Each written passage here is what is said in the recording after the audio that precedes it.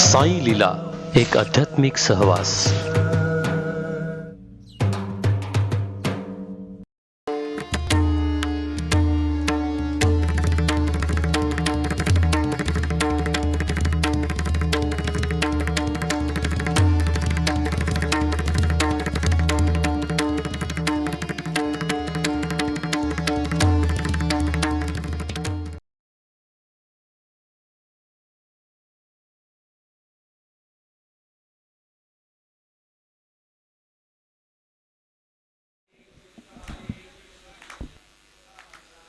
हरे राम राम राम हरे हरे, हरे कृष्ण कृष्ण कृष्ण हरे हरे.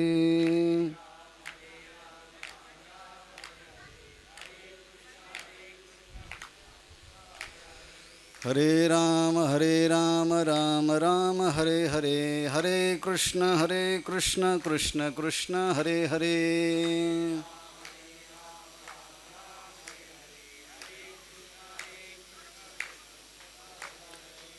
पुंडलीकवरदा हरे विठ्ठल, श्री ज्ञानदेव तुकाराम, पंढरीनाथ भगवान की जय.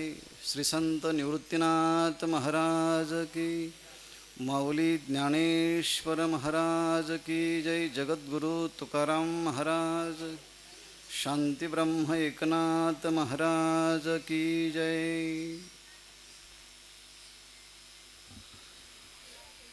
पूर्ण केला मनोरथ, घरा आले कृपाळू. सांभाळिले अनाथा, केला निळा पावण.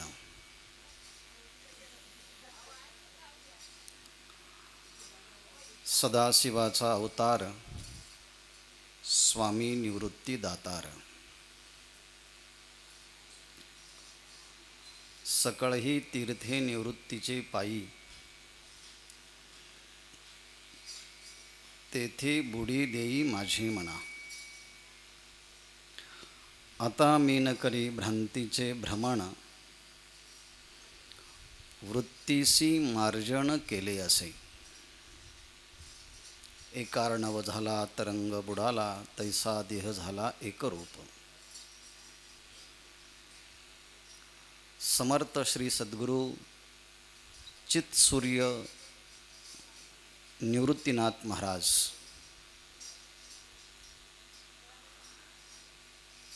यांच्या समाधीने पावन झालेल्या भगवान श्री त्र्यंबक राजाच्या वास्तव्याने पुनीत झालेल्या गोवध हरिणी गोदावरी नदीच्या झुळझुळ वाहणाऱ्या मंगलमय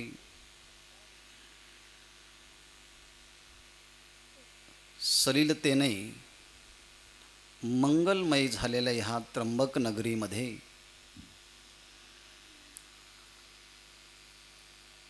श्री संत निवृत्तीनाथ महाराज संस्थान, परमादरणीय परमश्रद्धेय आचार्य श्री रामकृष्ण महाराजजी लभितकर आणि इतर व्यवस्थापकीय मंडळींच्या द्वारे संपन्न होत असलेला नाथ महाराजांच्या समाधीच्या अत्यंत सन्निकट हा जो ज्ञानयज्ञ आहे, या ज्ञानयज्ञामध्ये आज एक अल्पशी आहुती प्रदान करण्याचा महायोग श्री निवृत्तीनाथ महाराजांच्या त्र्यंबक राजाच्या कृपेनं प्राप्त झाला आहे. म्हणून पूर्ण केला पूर्ण केला पूर्ण केला मनोरथ, असं या प्रसंगाने मलाही म्हणावं असं वाटतं.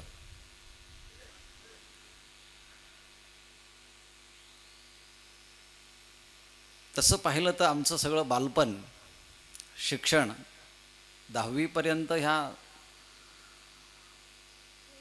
त्र्यंबकेश्वरमध्येच झालं. श्री हरिभक्तिपरायण जयंत महाराज गोसावी आणि आम्ही बरोबरच काही काळ निवृत्तीनाथ महाराज मंदिराच्या वरती मुंजाबाबा म्हणून होऊन गेलेत. त्यांच्याकडे आम्ही विचारसागर ज्ञानेश्वरीचं काही काळ अध्ययन केलं इथेच.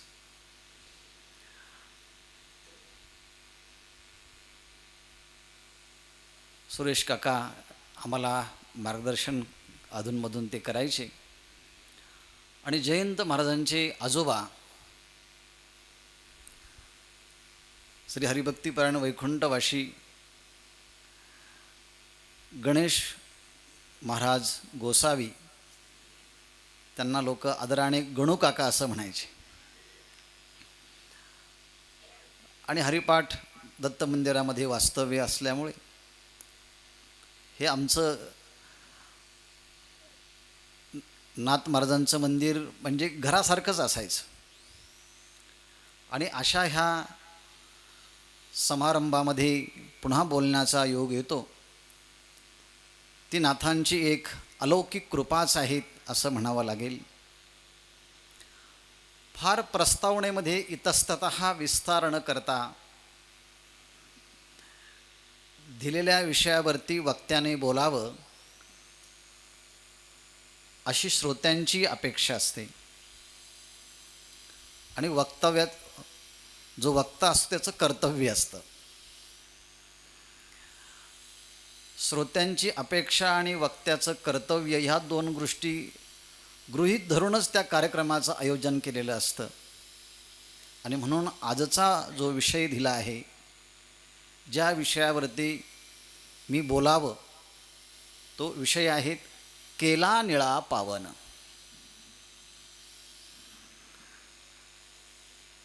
निळा पावन केला.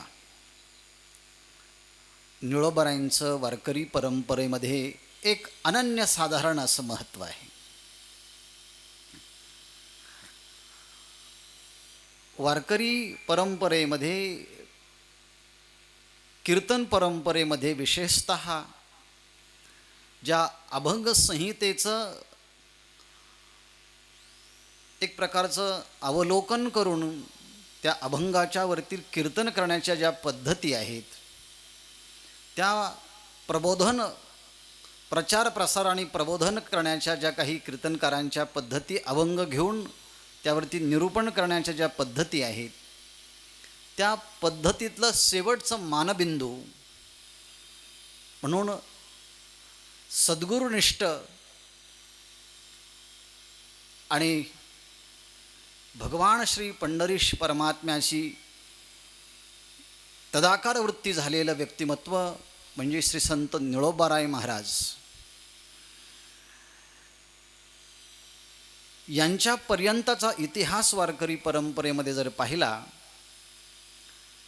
तर श्री संत निवृत्तीनाथ महाराजांच्यापासून ही परंपरा, ही ज्ञानाची वारकरी संप्रदायाची गंगोत्री ही गोदावरी नदीच्या बरोबर प्रवाहित होते आणि निळोबारायांच्या महासागरामध्ये ती पूर्णपणे विलीन होते.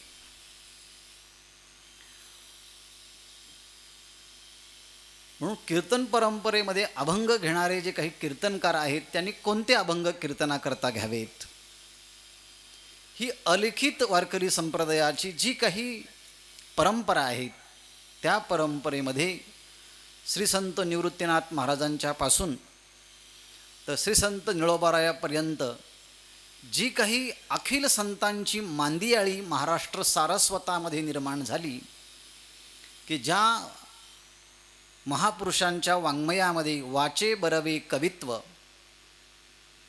कवित्वी बरवे रसिकत्व, रसिकत्वी परतत्व स्पर्शू जैसा. ज्यांच्या वाङ्मयाला परतत्वाचा स्पर्श आहे, गुरूंचा आशीर्वाद आहे आणि एक मोठ्या वैदिक सनातन परंपरेचा वारसा आहे, यातून निर्माण झालेलं वाङ्मय हे भ्रम, प्रमाद, विप्रलिप्सा आणि करणा पाटव या दोषांनी विरहित हे वाङ्मय आहेत. जसं वेदाचं वाङ्मय हे निर्दोष वाङ्मय आहे, तसं सगळ्या संतांच्या मुखातून परतत्वाचा स्पर्श होऊन अभिव्यक्त झालेलं वाङ्मय हे निर्दोष वाङ्मय आहे. त्या वाङ्मयाच्या आपल्या वाणीला थोडासा स्पर्श जरी झाला तरी गावामागचा ओहोळ गलिच्छ जरी असला, पण गंगेला प्राप्त झाला की ते गंगेचं पाणी तीर्थस्वरूपामध्ये हातामध्ये घेतलं जातं आणि पापोहम पापकर्माहम पापात्मा पापसंभवाः त्राहि मां कृपया गंगे सर्व पापहरा भव. तसं अनेक विकारांनी, रागद्वेषाच्या द्वंद्वांनी बरवटलेलं हे मानवी जीवन ओळासारखंच आहे ना. पण या संतरूपी गंगेचा स्पर्श आपल्या ह्या वाणीला झाला की ही वाणी देखील गंगामय होऊन जाते आणि मग त्या वाणीच्या ठिकाणी फिडीत पाप ताप पुखित तिरीचे पादप समुद्रा जाय आप गंगेचे जैसे. ही वाणीला तेवढी प्रासादिकता प्राप्त होते. आणि म्हणून कीर्तन परंपरेचा मानदंड कुठून कुठपर्यंत घ्यायचा, तर साहित्यकारांनी एक कोटी योजली. ते म्हटले नी पर्यंत. हा अभंग घेण्याचे मानदंड आहेत. नी पर्यंत म्हणजे काय? श्री संत निवृत्तीनाथ महाराजांपासून सुरुवात करून श्री संत निळोबारायांच्यापर्यंत ही वारकरी जी गंगेची शृंखला आहे, ह्या महापुरुषांनी जे वाङ्मय केलं त्या वाङ्मयावरच आपण कीर्तन करावं, अशी वारकरी संप्रदायाची एक मोठी ऐतिहासिक परंपरा आहे. आणि म्हणून आपल्याला विचारसुद्धा करताना नीपर्यंतच केला पाहिजे. म्हणजे श्री संत निवृत्तीनाथ महाराजांपासून श्री संत निळोबारायांपर्यंत हा विचार आपण केला पाहिजे. निळोबारायांच्या जीवनाच्या संबंधाने विचार करण्याच्या अगोदर निळोबारायांचं वाङ्मय मूर्ती म्हणजे निळोबारायांची गाथा आहे. आणि निळोबारायांची गाथा इतकी प्रासादिक आहेत की प्रत्यक्ष श्री संत जगद्गुरू तुकोबारायांनी सदेह वैकुंठ गमन केल्यानंतर पुनश्च एकदा निळोबारायांच्या आग्रहाखातर, अनुष्ठानाखातर, तो विचार आपण पुढे पाहणारच आहोत, पुन्हा ते अवतीर्ण झाले. त्यांच्या मस्तकावरती हात ठेवला, प्रसाद दिला आणि वाङ्मयाची स्फूर्ती निर्माण मतीमध्ये प्रगट करविली गेली. एवढा मोठा महिमा ज्या निळोबारायांना प्राप्त झालेला आहे, त्या निळोबारायांचा एक एक अभंग म्हणजे वेदातली एक एक ऋचा एवढा संपन्न आहे. विद्यापीठाच्या स्तरावर बोलायचं म्हटलं तर अनेक लोकांनी ह्या निळोबारायांच्या गाथेवरती PhD केली. त्यामध्ये आपल्या ज्या समोर बसलेले डॉक्टर पंकज सर, त्यांनी निळोबारायांच्या गाथेवरती, निळोबारायांच्या गाथेतून शिक्षणाचे जे मूल्य कोणकोणते प्राप्त होतात या अनुषंगाने त्यांनी संशोधन केलं आहे. पण निळोबारायांची जर गाथा पाहिली तर सुरुवातच निळोबारायांनी बाळ क्रीडेतून केलेली आहेत. श्रीमद भागवताच्या दशमस्कंदामध्ये भगवंताच्या ज्या काही लीलांचं दिव्य चरित्र याचं गान आणि पान भागवतामध्ये श्री व्यासाचार्यांनी केलं आहे, तसंच निळोबारायांची बाळक्रीडा खूप मोठी विस्ताराने आहेत. आणि ती बाळक्रीडा पूर्ण होते न होते कुठे तोच लगेच पुन्हा गवळणीचं प्रकरण सुरू होतं. निळोबारायांच्या गवळणी ह्या वेदांत प्रकरणातील आहेत. म्हणजे त्यांचा अर्थ म्हणायला त्या सोप्या आहेत, पण त्यांचा अर्थ पाहण्यासाठी वेदांत दर्शनाचा अभ्यास असेल तर त्या गवळणींचा अर्थ आपल्याला नीट पाहता येतो. नित्यानंदापुढे आनंद तो कोण, विषय सुख बापुढे ते क्षीण, अशा अनेक गवळणी त्यांच्या पुढे आहेत. आणि ह्या सगळ्या गवळणींचं वर्णन करता करता सगळ्या साधनांची फलश्रुती कोणती असेल तर भगवंताच्या भक्तीमध्ये आहे, असं निळोबारायांनी नाना साधनाच्या केल्या खटपटा, परी त्यानं पवती याच्या दारवंटा, जाणो जाता जाणीव घाली अडफाटा, योगाभ्यासी सिद्धी रोधिताती वाटावं. ह्या गवळणीच्यामध्ये सगळे साधनं बाजूला सारून आता भगवंताची गुणलीला संकीर्तन लीला ह्यामध्ये समर्पण होणं ही सर्वश्रेष्ठ स्थिती निळोबारायांनी मानलेली आहे. म्हणजेच बाळकडेचं प्रकरण जेव्हा सुरू होतं लगेच पुन्हा गवळणीचं प्रकरण सुरू होतं. त्या गवळणीच्या प्रकरणाच्या अंतर्गत पुन्हा मग विरहिणी प्रकरण सुरू होतं, पुन्हा काला प्रकरण सुरू होतं आणि पुन्हा लीला प्रकरण सुरू होतं. म्हणजे वेगवेगळे प्रकरण जरी सांगितले तरी सगळ्या प्रकरणाच्या मध्ये एकच आहे, आपली अंतःकरणाची वृत्ती भगवंताच्या स्वरूपाच्या लीलेच्या ठिकाणी स्थिर होणं हा मुख्य भाग आहे, मुख्य प्रयोजन आहे. श्रीमद भागवतामध्ये हीच गोष्ट अनेक पद्धतीने फिरवून सांगितली आणि एक वाक्य नमूद केलं, केनेपि उपायेन मन कृष्णे निवेशयत.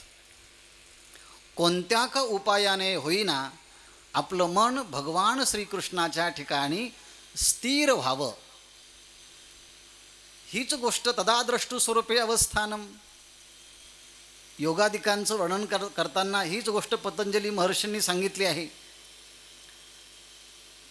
योगाने चित्तवृत्तीचा निरोध करायचा आणि स्वरूपाच्या ठिकाणी स्थित करायची, हीच भूमिका व्यासांनी सांगितली. केने अपि उपायेन मन कृष्णे निवेशयत.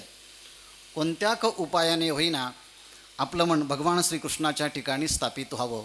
म्हणून या सगळ्या गाथेच्या प्रकरणात आपण पाहिलं तर भगवंताचं जीवनचरित्र त्यांनी खूप प्रमुख त्याने मानलेलं आहे. दुसरा भाग येतो, ह्यामध्ये नाममहात्म्याचं वर्णन केलेलं आहे, संतांच्या महात्म्याचं वर्णन केलं आहे, विठ्ठल महात्म्याचं वर्णन केलेलं आहे.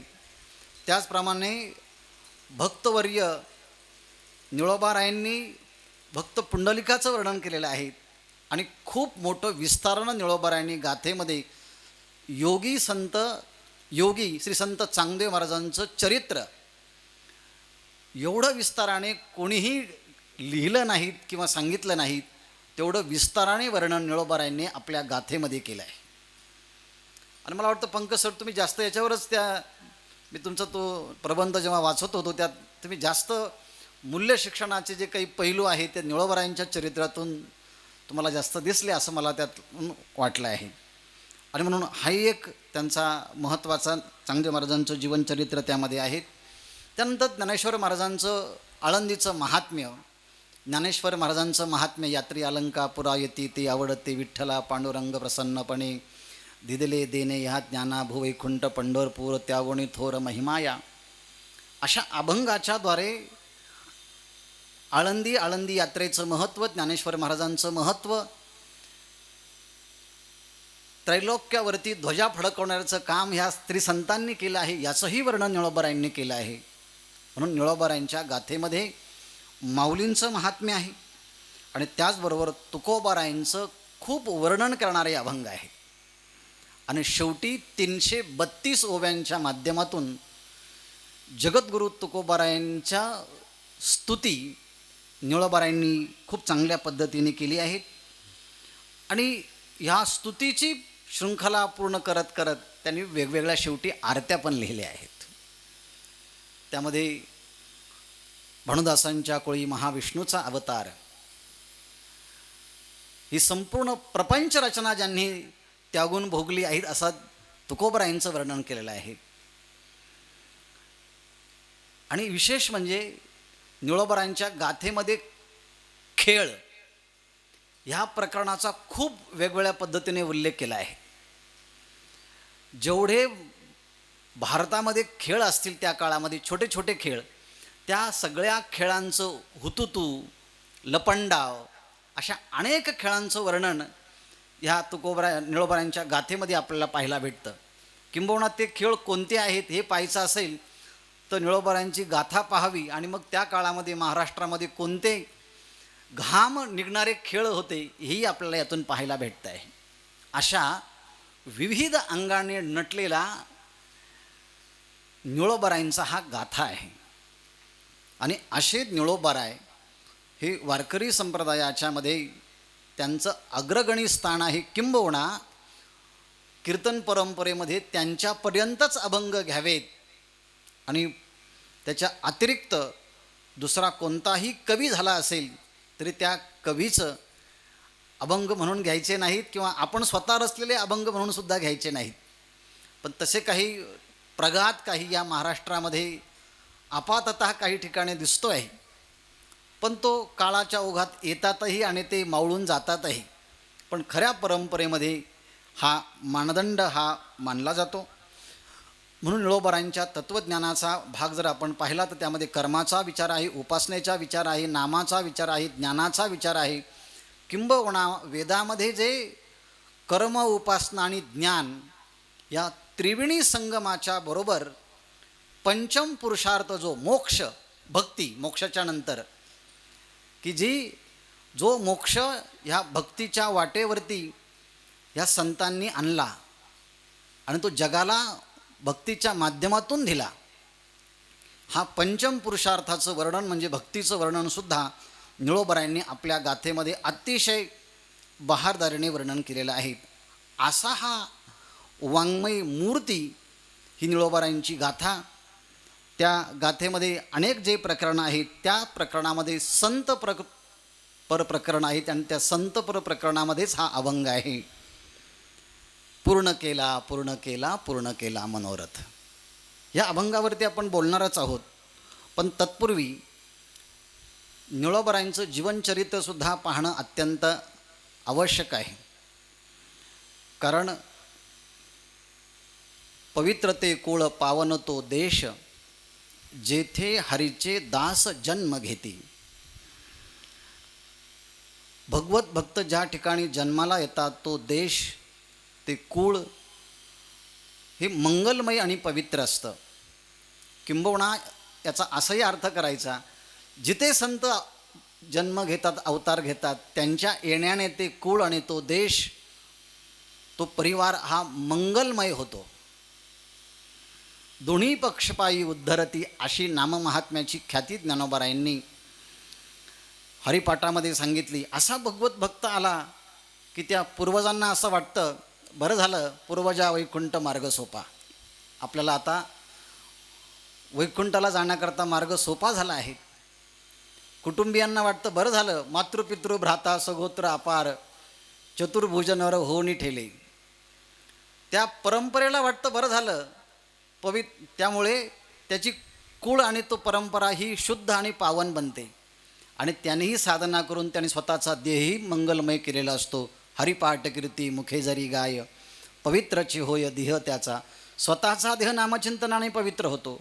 मातृपितृ भ्रात हे चतुर्भुज होतात आणि सलोकता, समीपता, स्वरूपता, सायुज्यता आणि जर चांगलीच साधना केली असेल तर सार्ष्टीपर्यंत त्यांची ही गती जाते. अर्थात तोही एक महत्त्वाचा भाग आहे. आणि म्हणून या भगवत भक्तांच्या अवतीर्णतेमुळे कुलम पवित्र जननी कृतार्था वसुंधरा पुण्यवतीच तेन अपार संवित सुखसागरेस्मिन लीनम परे ब्रह्मणी यश्य चेताः. अशा भगवत भक्तांच्यामुळे त्यांचं कुल पवित्र होतं, मातेची कुश धन्य होते, ही वसुंधरा ही पुण्य पावन बनते. त्याचप्रमाणे निळोबारायांचं जीवनाचंही तसंच आहे. आणि म्हणून त्यांच्याबद्दल म्हणावं लागेल, सुचिनाम श्रीमतांग गेहे योग भ्रष्टो भिजायते. असं पुणे जिल्ह्यामधील घोड नदीच्या तीरावरती वसलेलं एक तालुक्याचं ठिकाण म्हणजे शिरूर.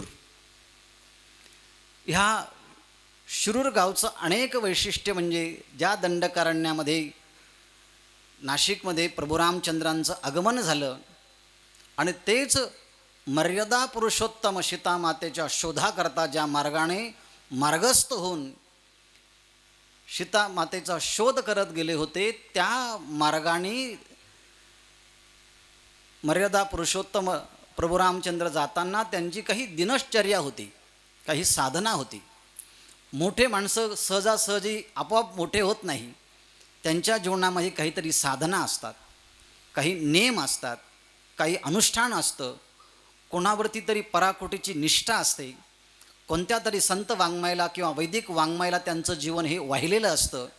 गुरूंच्या चरणाजवळ बसून त्यांनी काही काळ अध्ययन केलेलं असतं आणि ह्यापैकी जीवनामध्ये एखादी नामसाधना, भक्तिसाधना, ज्ञानसाधना यांचं अनुष्ठान केलेलं असतं, तेव्हा ते मोठे बनतात.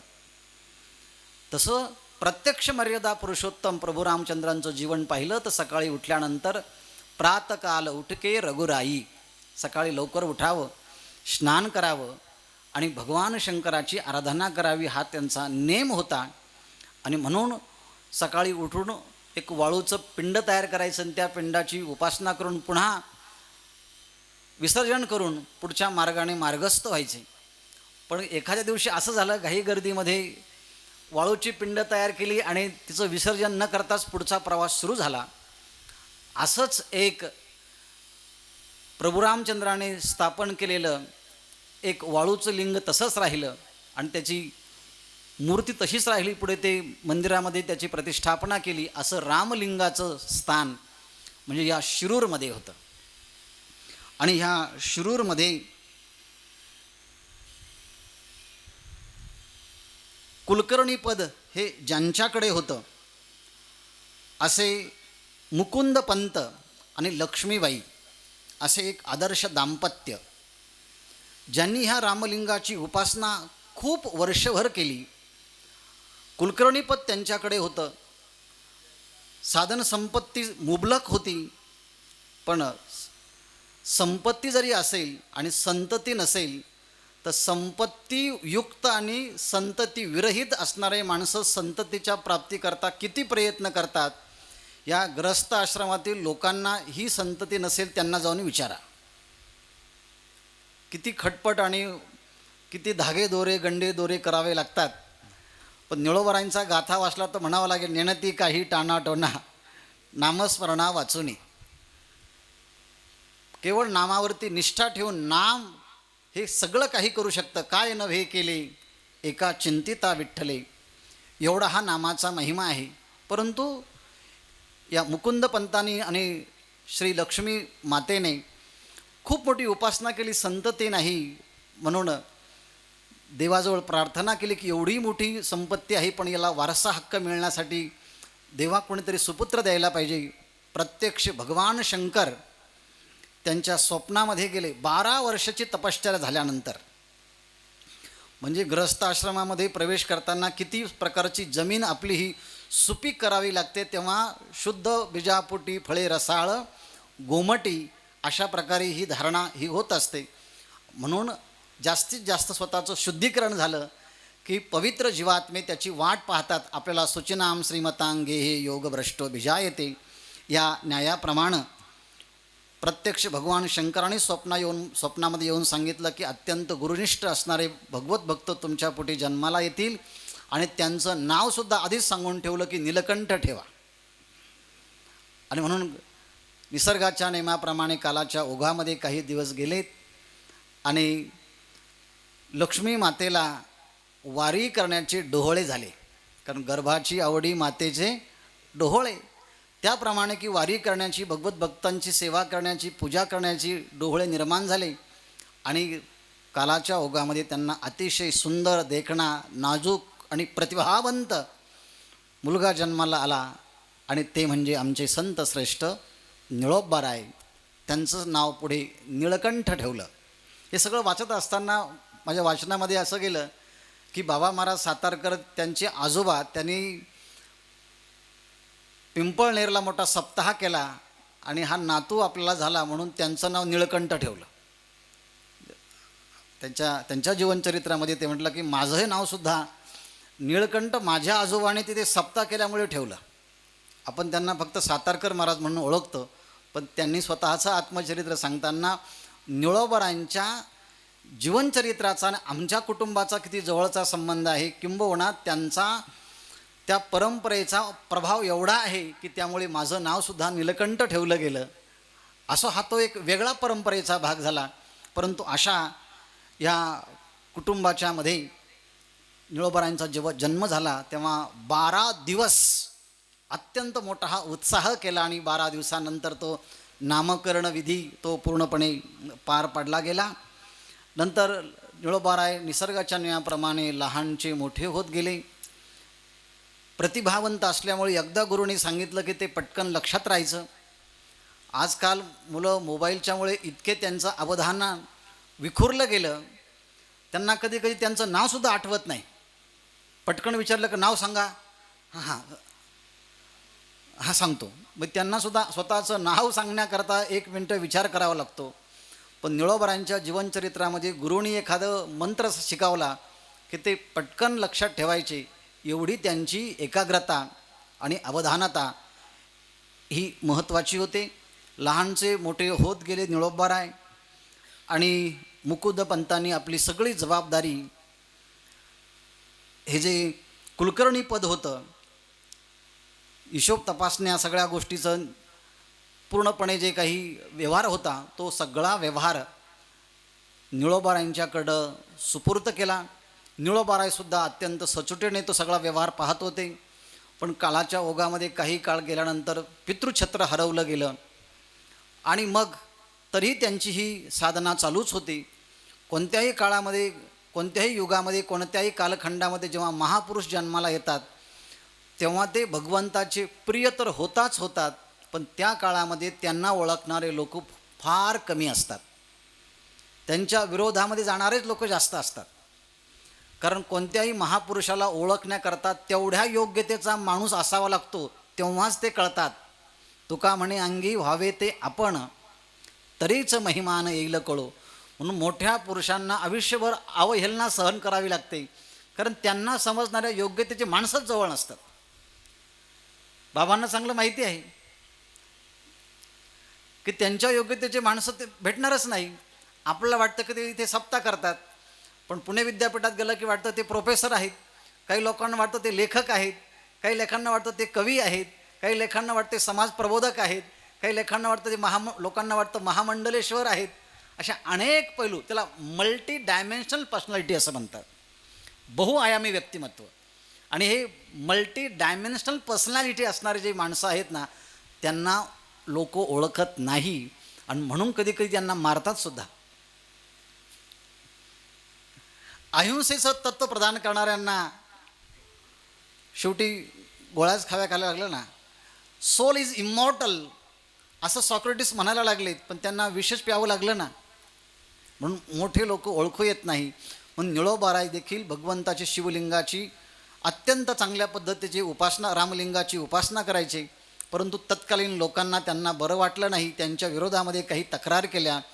निळोबारायांचा हिशोबच नीट नाही, ते अफरातफर करतायत, सारखं देवाच्या पूजेमध्येच आहेत. आणि म्हणून मुख्य अधिकारी जेव्हा तिथे येत आहेत त्या अधिकाऱ्यांना नको त्या गोष्टी सांगितल्या. आणि जे मोठे लोक असतात त्यांचे कान जरा कमजोर असतात, ते पटकन एखादी गोष्ट शहानिशा करून ते स्वीकारत नाही, पण त्याने सांगितली ना म्हणून ती खरीच आहे असं म्हणतात. त्या अधिकाऱ्याने सांगितलं की नाही, हे एवढे लोक म्हणतायत ना, म्हणजेच निळोबारायांनी हिशोबामध्ये काहीतरी गफलत केली असावी.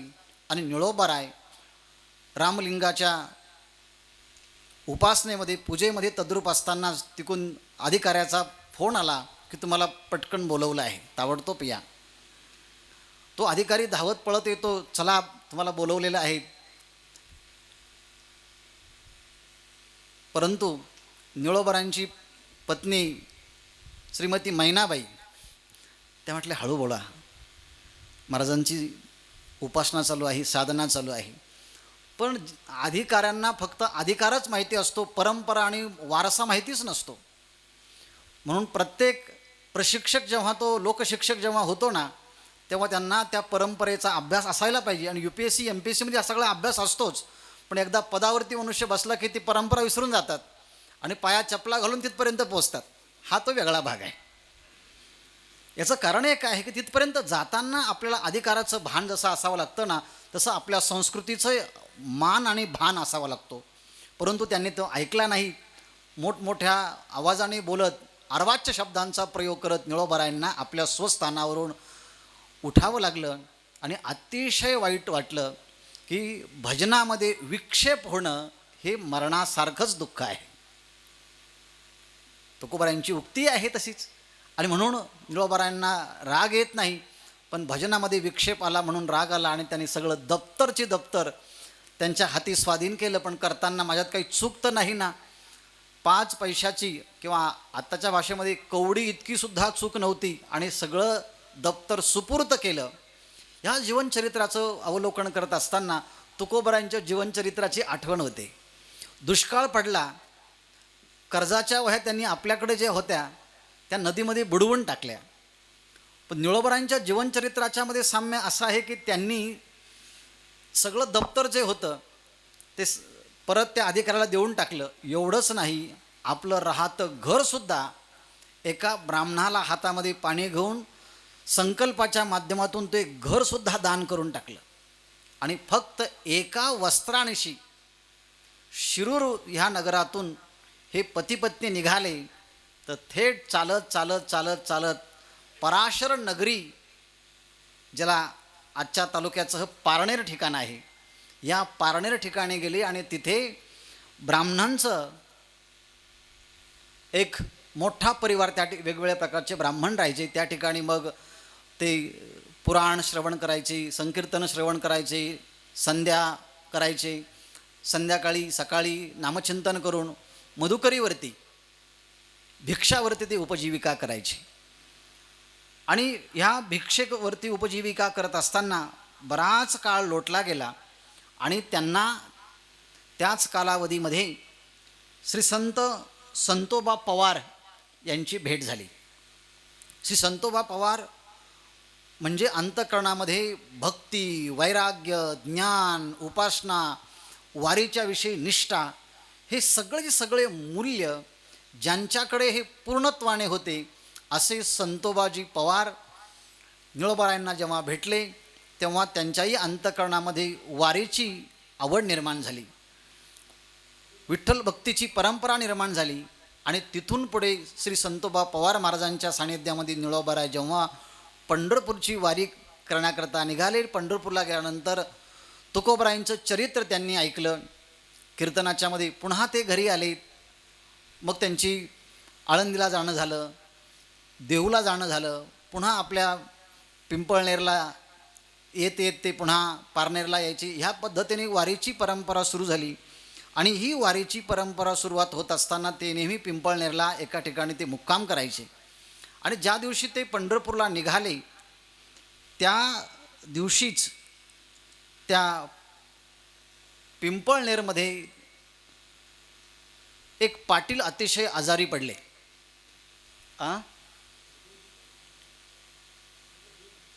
भोलोजी पाटील गाजरे, बरोबर ना? नाही, भोलोजी तर त्या मुलाचं नाव आहे, रामचंद्र भोलोजी गाजरे. हे भोलोजी हा मुलगा आहे आणि रामचंद्र गाजरे हे ते वडील आहेत. ते पाटील असायचे आणि अतिशय आजाराने संत्रस्त झाले. काही कळेनाच की काय करावं. म्हणून तेवढ्यामध्ये एक संन्याशी वेशामध्ये कोणीतरी भगवत भक्त आले आणि सांगितलं की विभूती घ्या, त्यांना लावा, हे बरं होईल. पण तुमच्या ह्या गावामध्ये एक भगवत भक्त संध्याकाळी मुक्कामाला येणार आहे, त्यांच्याकडनं त्या पाटलाच्या कपाळावरती बुक्का लावा आणि त्यांच्याने ते बरं होईल. आणि संध्याकाळी हे सगळेची सगळे हे रामचंद्र पाटील गाजरे आणि त्यांचा जो मुलगा आहे भोलोजी पाटील गाजरे, हे सगळे एकत्रित आले. सांगितलं जा त्या मंदिरामध्ये गेल्यानंतर निळोबाराय त्या ठिकाणी आले होते. त्यांना हा स्वप्न दृष्टांत सांगितला, काही करून तुम्ही चला आणि आमच्या वडिलांना तुमच्या हातून बुक्का लावा, असा हा स्वप्नातला आदेश आहे. ते म्हटले आम्ही संत आहे, आम्ही काही ह्या गोष्टी करत नाही. तेची संत ज्यांचा हेत विठ्ठले नेणती, काही टाणाटोणा नामस्मरणा वाचून आम्हाला दुसरं काही चालत नाही. नाही म्हटले काहीही करा, पण एकदा तरी तुमच्या हातून बुक्का लावा. आणि खरं म्हणजे त्यांच्या महापुरुषांचा स्पर्श म्हणजे ब्रह्मसंस्पर्श आहे. असा ब्रह्मसंस्पर्श त्या रामचंद्र पाटील गाजरे यांच्या कपाळावरती झाला आणि काही काळामध्ये महाराज वारीला निघून गेले आणि इकडे हळूहळू चालता बोलता खाता पिता यायला लागलं आणि हे आजारी पूर्णपणे आता निवृत्त होऊन ते बरे झाले. आणि वारीहून परत येताना रामचंद्र पाटील आणि त्यांचा मुलगा बुलोजी हे दोघंही निळोबारायांना सामोरे गेले आणि सांगितलं, काही करून तुम्ही आता इथे या आणि इथे या नाही, तुम्ही इथे आमच्या गावातच राहा, म्हणजे पिंपळनेरला तुम्ही कायम वास्तव्य करा. मग त्यांचा खूप आग्रह झाला आणि त्या आग्रहाच्या वरून मग निळोबारायांचं त्या ठिकाणी वास्तव्य झालं.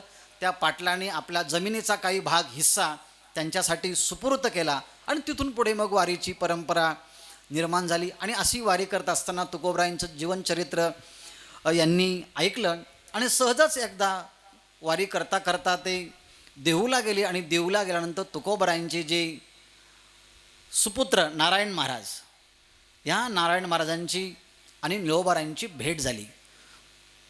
तोपर्यंत तुकोबरायांचं सधे वैकुंठ गमन झालेलं होतं.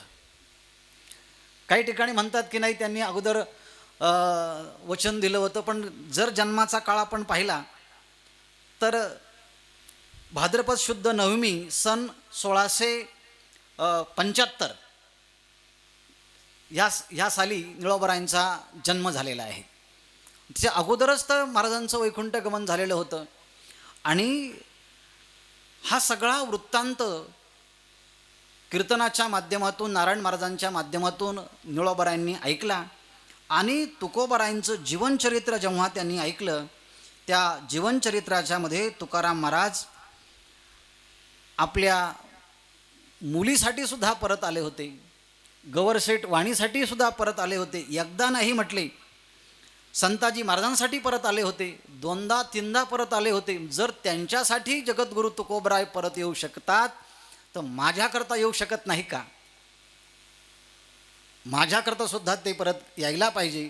आणि म्हणून श्वेताश्वेतर उपनिषदामध्ये एक श्रुती आहे, यस्य देवे परा भक्ती यथा देवे तथा गुरौ तस्य ते कथिता ह्यर्ता प्रकाशन्ते महात्मनः, की यस्य देवे पराभक्ती, ज्याची देवावरती जेवढी पराकोटीची भक्ती असेल तेवढीच पराकोटीची भक्ती जर गुरूंच्या ठिकाणी असेल तर शास्त्रामध्ये अकथितः अर्थः प्रकाशन्ते, न सांगितलेले अर्थ देखील त्याच्या अंतःकरणामध्ये प्रस्फुटित होतात. आणि मग त्या ठिकाणी तुकोबरायांच्या दर्शनाची तीव्र लालसा निर्माण झाली आणि त्या ठिकाणी अनुष्ठान निळोबारायांनी आरंभ केला.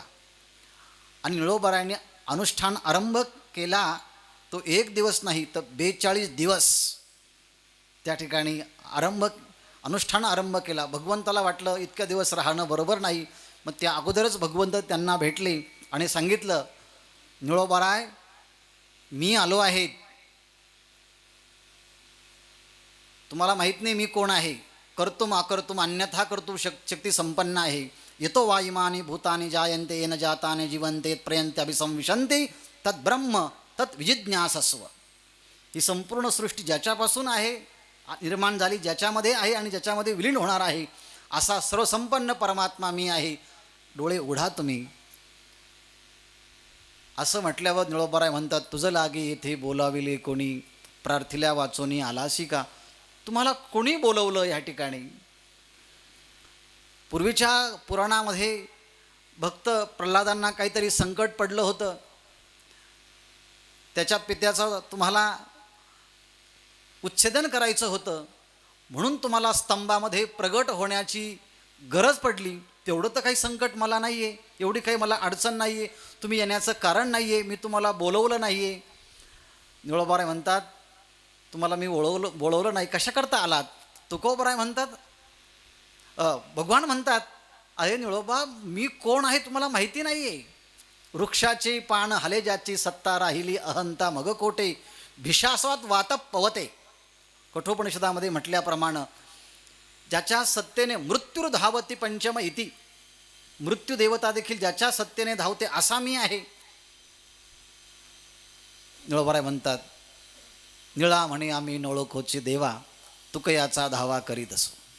आम्ही तुम्हाला ओळखत नाही, तुकोबारायांचा धावा आम्ही करत आहोत असं म्हटल्यानंतर प्रत्यक्ष देवाला परत जावं लागलं आणि तुकोबारायानं सांगितलं, तुमचीच वाट पाहत आहे. यस्य देवी पराभक्ती यथा देवी तथा गुरु. त्या गुरूंची निष्ठा जेव्हा असेल त्या गुरुनिष्ठेपायी तुकोबराय त्या ठिकाणी आलेत. मस्तकावरती हात ठेवला, कवित्वाची स्फूर्ती दिली आणि असं म्हणतात आपल्या गळ्यातला विनाही त्यांनी प्रदान केला. महाराज, तुम्ही समालोचन करताना ही गोष्ट सांगा की हे विधान बरोबर आहे की नाही. आणि नंतर ती परंपरा जी निळोबारायांना प्राप्त झाली होती ती परंपरा नंतर शिवूरचे शंकर स्वामी यांच्याकडे गेली आणि शिवूरचे शंकर स्वामी यांची ती परंपरा पुढे आदरणीय श्री मल्लाप्पा वास्कर यांच्यापर्यंत जाऊन ती पोहोचली. अशी ही ज्ञानाची परंपरा. आणि वारी सुरू असताना एक दिवस पंढरपूरला सांगितलं देवाला की देवा, माझ्या चरणी आता वारी होत नाही, मी काही वारी करू शकत नाही. भगवंताने सांगितलं काही काळजी करू नका, मी स्वतःच तुमच्याकडे येतो. इथे सुद्धा तुकोबारायांचं चरित्र आणि निळोबारायांच्या चरित्राच्या मध्ये साम्य पाहायला भेटतात. त्याला क्रिटिकल सर्वे असं म्हटलं जातं. समीक्षात्मक जर आपण चिंतन केलं तर देवसुद्धा तुकोबारायांच्या अमराईमध्ये आलेत आणि सांगितलं की मी त्या ठिकाणी येतो आहे. तसं निळोबारायानं सांगितलं तुम्ही काही काळजी करू नका. तळेगाव ढमढेरे हे तिथे जवळच आहेत, त्या नदीच्या डोहामध्ये मी त्या ठिकाणी उत्पन्न होईल आणि म्हणून तुम्ही मला घेऊन चला. आणि मग या दृष्टांताप्रमाणे सगळे ती मूर्ती आणण्याकरता गेले. प्रत्यक्ष निळोबाराय जेव्हा तिथे गेले त्या डोहामध्ये त्यांना ती मूर्ती सहज अलगद हातामध्ये आली. त्याचं पूजन केलं आणि मग ते परत यायला निघाले. तेव्हा तिथली एक स्त्री वतनदार होती, तिने सांगितलं माझ्या घरातल्या मूर्ती घेऊन जा, ह्या मूर्ती इथेच ठेवा. निळोबारायांना वाटलं प्रत्यक्ष देवाने स्वप्नात सांगितलं की ह्या मूर्ती घेऊन जायच्या आणि ही वतनदार बाई तर ही मूर्ती घेऊ देत नाही. मग निळोबाराय म्हटले घेऊन जा, तुमचं जशी इच्छा असेल तर ह्या मूर्ती घेऊन जा. सगळ्या गावातील लोक आले, ते मूर्ती उचलण्याचा प्रयत्न केला पण कोणाच्यानेही ती मूर्ती किंचितसुद्धा चळ ढळ झाला नाही त्या मूर्तीमध्ये. आणि चळ ढळ न झाल्यामुळे ते म्हटले आता काही शक्यच नाही. मग त्या बाईने सांगितलं तुम्ही उचलावर. आता निळोबारायांनी हात लावल्याबरोबर फुलासारख्या त्या मूर्ती निळोबारायांच्या हातामध्ये आल्यात आणि निळोबारायांनी त्या मूर्ती घेऊन मग पिंपळनेरला आलेत आणि आपल्या घरामध्ये त्या मूर्तीची स्थापना केली. पुन्हा पूजा सुरू झाली. आणि असं करत असताना निळोबारायांना एक मुलगी आणि 2 मुलं असा त्यांचा हा अपत्य परिवार होता. चंद्रभागाबाई त्या मुलीचं नाव. घरात कोणीच काही नव्हतं, घरदार सगळं दिलेलं होतं, घरात पैसे नाहीत, पाठिंबा नाहीत. लग्न करायचं म्हणजे मनुष्यबळ लागतं, लग्न करायचं म्हणजे बापाच्या मनामध्ये किती चिंता असते, योग्य स्थळ भेटलं पाहिजे, कोण भेटणार, कोण करणार, अशी चिंता जेव्हा निळोबारायांना पडली तेव्हा निळोबाराय कोणीतरी ते स्थळ आणलं. आळे फाट्याजवळ बेल्ले हे गाव आहे, त्या बेल्हे गावामध्ये त्यांची जी मुलगी चंद्रभागाबाई हिचा विवाह ठरवण्यात आला. आणि त्या बेल्ले गावामध्ये जेव्हा विवाह ठरला गेला, वांगनिष्ठे झाला, तर आपल्या घरामध्ये कोणीच नाही आहे, हा सगळा व्यवहार कोण पाहणार, कोणीतरी मनुष्य पाहिजे ना.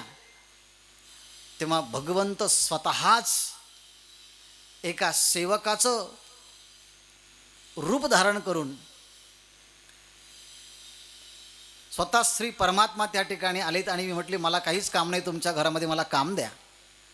मी लग्नातला सगळा समारंभ पाहतो आणि सगळा कार्यक्रम लग्नाचा समारंभ अतिशय चांगल्या पद्धतीने भगवंतानी पार पडला. अनन्याश्चिंतयन्तो माम जना पर्युपासते तेषां नित्याभियुक्तानां योगक्षेमं वहाम्यहम. या गीतेच्या नेमाप्रमाणे योगक्षेमं वहाम्यहम. जो कोणी अनन्य भावाने भक्ती करतो, भगवंत म्हणतात त्याचा मी योगक्षेम वाहतो. पण आजकालच्या लोकांना अध्यात्मामध्ये प्रवेश केलेल्या ह्या वाक्यावरती आणि संतांच्या वाक्यावरती विश्वासच नाही. छोट्या छोट्या कारणासाठी भांडणं करतात लोक. आम्हाला एवढेच तेवढेच असेच तिथेच इथेच एवढे एवढे भेटले पाहिजे. पण योगक्षेमम वहाम्यहम याची तुम्ही कधी काही विचार केला आहे का नाही? भगवान सर्व काही चालू शकतो ना, चालवतो ना. आणि म्हणून माणसं सकाम कर्म खूप प्रयत्नाने करतात आणि निष्काम कर्म म्हटलं की आळस करतात. कारण सकाम कर्मामध्ये स्वार्थ असतो आणि निष्काम कर्मामध्ये काही नसतं. पण तरी देखील गीतेने सांगितलं, जोशयत सर्व कर्माने युद्धान्युक्त समाचरण. निष्काम कर्म देखील जोशयुक्त करायला पाहिजे, तेव्हा त्याचं फल प्राप्त होतं. अशी भक्ती निळोबारांची असल्यामुळे पांडुरंग परमात्म्याने सगळा लग्न समारंभ चांगल्या पद्धतीने पार पाडला. याच्यामध्ये आपण ऋणी राहू नये, कृतज्ञता व्यक्त करण्यासाठी त्याला सांगितलं, तुला काहीतरी सत्कार करायचा आहे म्हणून आतमध्ये गेला. तो विठू आतमध्ये गेला तर पुन्हा तो भेटलाच नाही. त्या ठिकाणी तुळशीच्या मंजिरा त्या ठिकाणी पडल्या होत्या, सुगंध तो वाहत पसरत होता. निळोबारांना अतिशय वाईट वाटलं, देवानेच आपल्याकरता एवढं मोठं काम केलं आहे म्हणून त्या ठिकाणी वाईट वाटलं. मागेही परमात्म्याने अनेक वेळेस निळोबारांच्या घरी चांगल्या जेव्हा जेव्हा संकट पडलं तेव्हा काम केलेले आहेत. एवढंच नाही, पांडुरंग परमात्म्याची मूर्ती आणली, मंदिर घरामध्ये ठेवलं होतं, पण आता मंदिर बांधायचं काम सुरू केलं होतं. म्हणजे जसं तुकोबारायांनी देहूमध्ये पांडुरंगाचं मंदिर बांधलं, तसंच निळोबारायांना देखील वाटलं की आपणही आता पिंपळनेरमध्ये मंदिर बांधावं. पण मंदिर बांधण्यासाठी पैसाच नाही. खूप तजवीज केली, नगरला गेले, त्या ठिकाणी पैसा गोळा करून आणला, काही मंदिर बांधलं. मंदिर बांधण्यासाठी पैसा संपला आहे, मंदिराचं काम अपूर्ण राहिलं आहे. मनामध्ये संकल्प केला, कोण माझं काम पूर्ण करणार? सत्यसंकल्पाचा दाता नारायण. अशामध्येच एक कोणीतरी विठू नाईक नावाचा एक त्या ठिकाणी मनुष्य आला आणि तो सांगितलं की मी गुजरात प्रांतातून आलेलो आहे आणि माझा पंढरपूरला मोठा एक व्यवसाय आहे आणि तुम्ही एवढे चिंताक्रांत दिसतात का? ते म्हटले, नाही, हे अर्धवट राहिलेलं काम पूर्ण करणार.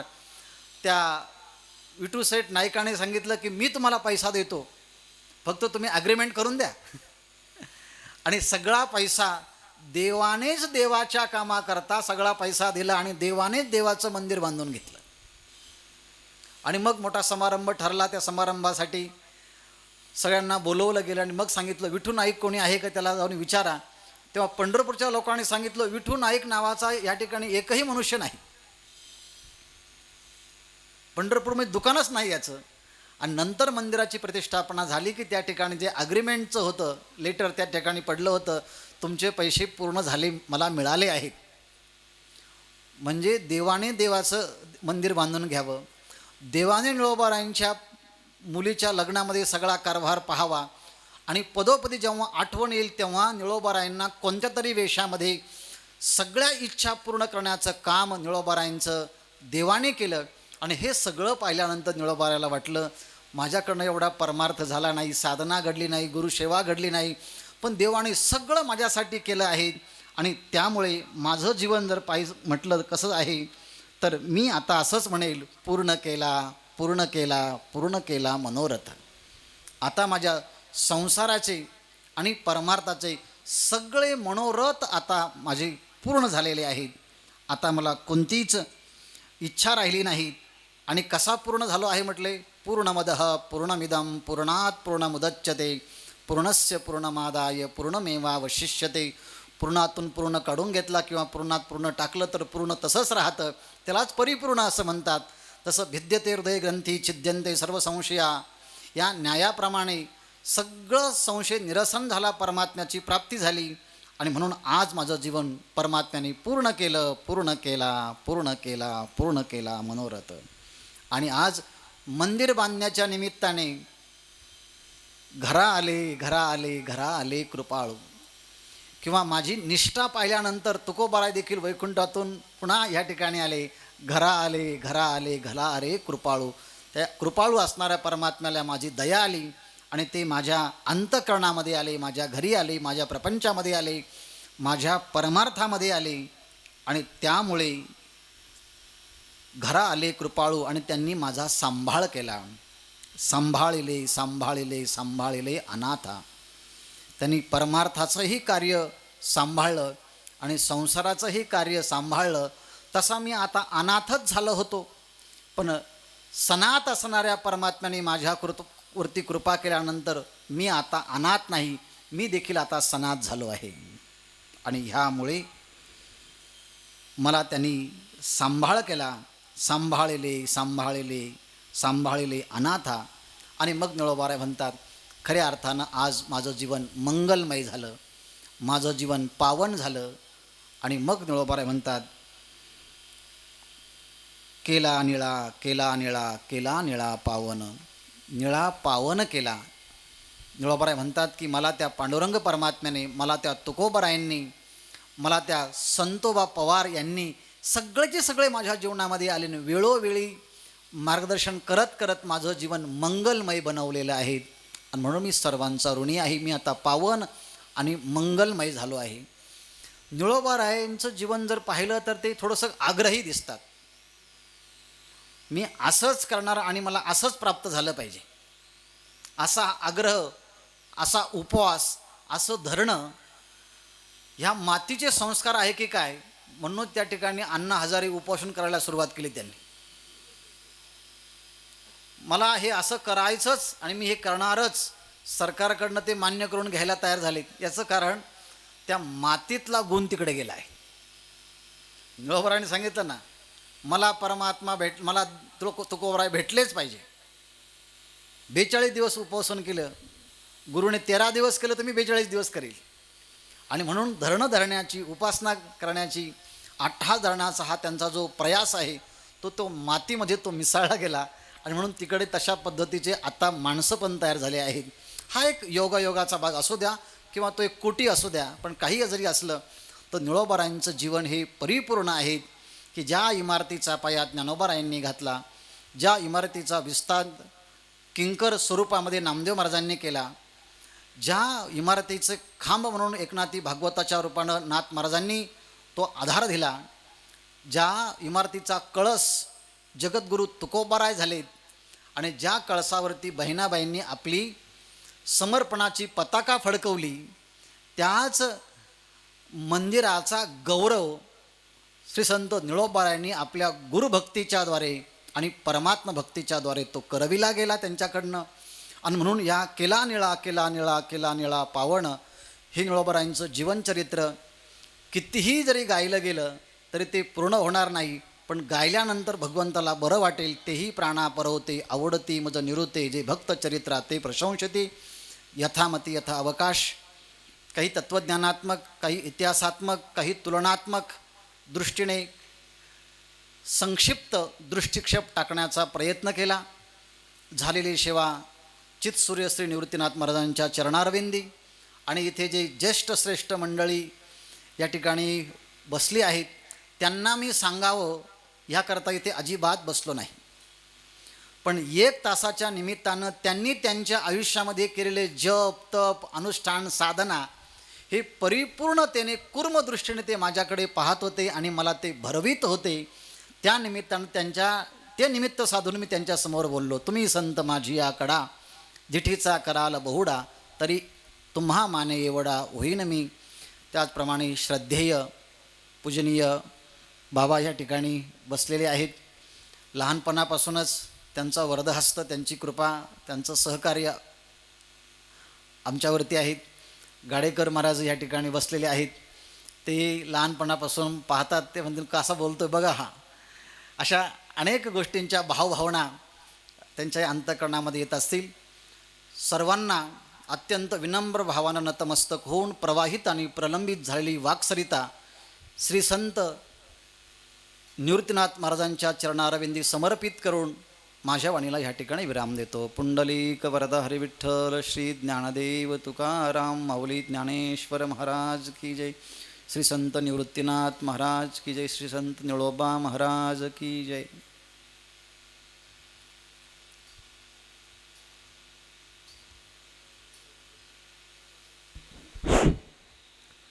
संत साहित्य आणि भारतीय तत्त्वज्ञानाचे एक अभ्यासक